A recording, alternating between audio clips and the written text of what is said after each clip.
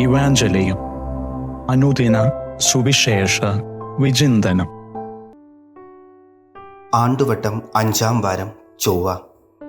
നാം വായിച്ചു കേൾക്കുന്നത് മാർക്കോസ് എഴുതിയ വിശുദ്ധ സുവിശേഷം 7-ാം അധ്യായം 1 മുതൽ 13 വരെയുള്ള വാക്യങ്ങളാണ്. കീഴ്വഴക്കത്തിൽ നിന്ന് നിയമത്തിലേക്കുള്ള ദൂരമെത്ര? ദൈവകൽപ്പനകളേക്കാൾ, അതായത് നിയമങ്ങളേക്കാൾ മാനുഷിക പാരമ്പര്യങ്ങൾക്കും കീഴ്വഴക്കങ്ങൾക്കും ആചാരങ്ങൾക്കും പ്രാധാന്യം നൽകുന്ന ഫരിസേയരെയും നിയമജ്ഞരെയും വിമർശിക്കുന്ന യേശുനാഥനെയാണ് ഈ സുവിശേഷ ഭാഗത്ത് നമുക്ക് കാണുവാനായി സാധിക്കുന്നത്.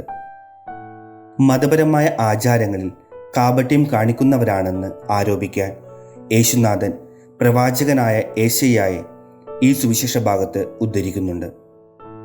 അവർ അധരങ്ങൾ കൊണ്ട് ദൈവത്തെ ബഹുമാനിക്കുന്നു, പക്ഷേ അവരുടെ ഹൃദയം അവനിൽ നിന്ന് വളരെ അകലെയാണ്. അനേകം മതവിശ്വാസങ്ങൾ ഉള്ള ഈ ലോകത്തിൽ ഒരു മതവിശ്വാസത്തിൻ്റെ പ്രാർത്ഥനാ രീതി അനുസരിച്ച് പ്രാർത്ഥിക്കാൻ പോകുമ്പോൾ പാലിക്കേണ്ട പല ചിട്ടകളും ആചാരങ്ങളുമുണ്ട്. ഉദാഹരണമായി, മാന്യമായ വസ്ത്രധാരണം, അകത്തു കയറുന്നതിന് മുന്നേ ദേഹശുദ്ധി വരുത്തുക, ചെരുപ്പുകൾ പുറത്തിടുക, പക്ഷിത്തൂവൽ കൊണ്ട് ചെവി വൃത്തിയാക്കാൻ പാടില്ല. അങ്ങനെ ചെയ്താൽ വീണ്ടും കൈയും കാലും കഴുകിയിട്ട് വേണം കയറുവാൻ. ഇങ്ങനെയുള്ള പാരമ്പര്യങ്ങൾ യഹൂദ മതത്തിലും ഉണ്ടായിരുന്നു. ക്രൈസ്തവർ എങ്ങനെയാണ് ഇത്തരം നിഷ്ഠകളെ വീക്ഷിക്കേണ്ടത്? വളരെ ശ്രദ്ധാപൂർവം വ്യാഖ്യാനിക്കേണ്ട തിരുവചന ഭാഗമാണിത്. വിശുദ്ധ പാരമ്പര്യവും പൂർവികരുടെ പാരമ്പര്യവും തമ്മിലുള്ള വ്യത്യാസം തിരിച്ചറിയണമെന്നും ദൈവപ്രമാണങ്ങളും മനുഷ്യരുടെ കൽപ്പനകളും തമ്മിലുള്ള അന്തരം തിരിച്ചറിയണമെന്നും യേശുനാഥൻ നമ്മളെ ഓരോരുത്തരെയും ഓർമ്മിപ്പിക്കുന്നു. പാരമ്പര്യങ്ങൾക്ക് വിലയില്ലെന്നും യേശു പഠിപ്പിച്ചിട്ടില്ല. മറിച്ച് പാരമ്പര്യങ്ങൾ പാലിക്കുകയും അധാർമികമായി ജീവിക്കുകയും ചെയ്യുന്നത് ശരിയല്ല എന്നാണ് അവിടുന്ന് പഠിപ്പിച്ചത്. മതപരമായ ആചാരങ്ങളും പാരമ്പര്യങ്ങളും മനുഷ്യ പാരമ്പര്യങ്ങളിലോ ആചാരങ്ങളിലോ അല്ല, മറിച്ച് ദൈവത്തിൻ്റെ കൽപ്പനകളോടുള്ള അനുസരണത്തിൽ അധിഷ്ഠിതമായിരിക്കുന്നു.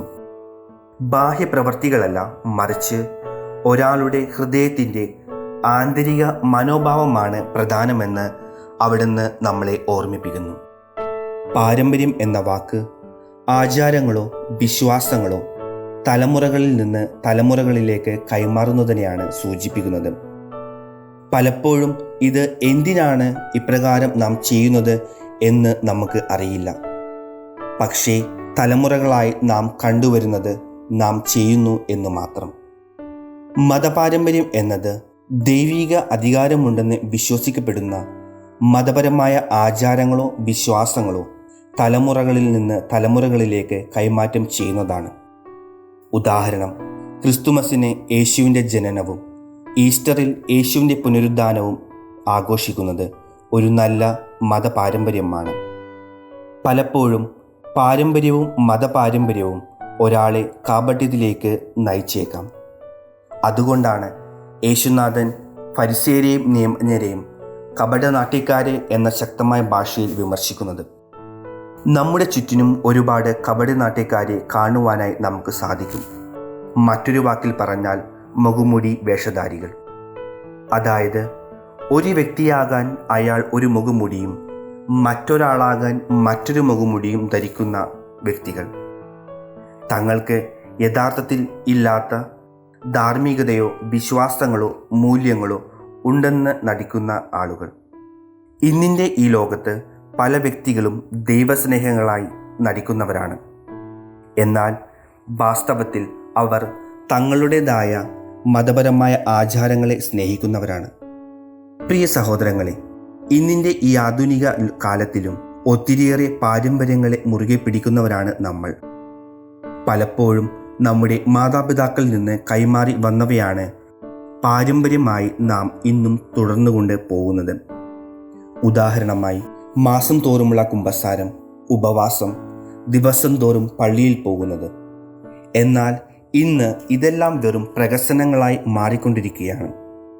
മറ്റുള്ളവരുടെ മുന്നിൽ ഞാൻ നല്ലവനും ദൈവഭയം ഉള്ളവനുമാണെന്ന് കാണിക്കാനുള്ള പ്രഹസനം.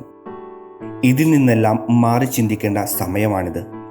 നമ്മൾ ചെയ്യുന്ന ഈ പ്രവൃത്തികൾ വെറും പ്രഹസനങ്ങളായി മാറാതെ ദൈവസ്നേഹത്തെ പ്രതി ചെയ്യാനുള്ള കൃപാവരത്തിനായി നമുക്ക് അവിടത്തോട് ദിനംതോറും പ്രാർത്ഥിക്കാം.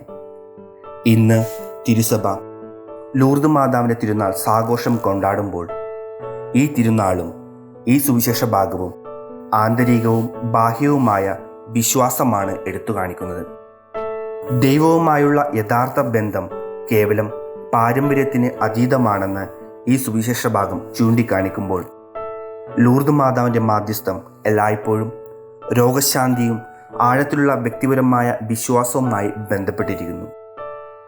കേവലം ബാഹ്യമായ ആചാരങ്ങളെക്കാൾ ആത്മീയ വിശുദ്ധിയിലും ആധികാരിക വിശ്വാസത്തിലും ശ്രദ്ധ കേന്ദ്രീകരിക്കാൻ എല്ലാ വിശ്വാസികളെയും ഈ സുവിശേഷ ഭാഗവും ഈ തിരുനാളും ഓർമ്മിപ്പിക്കുന്നു.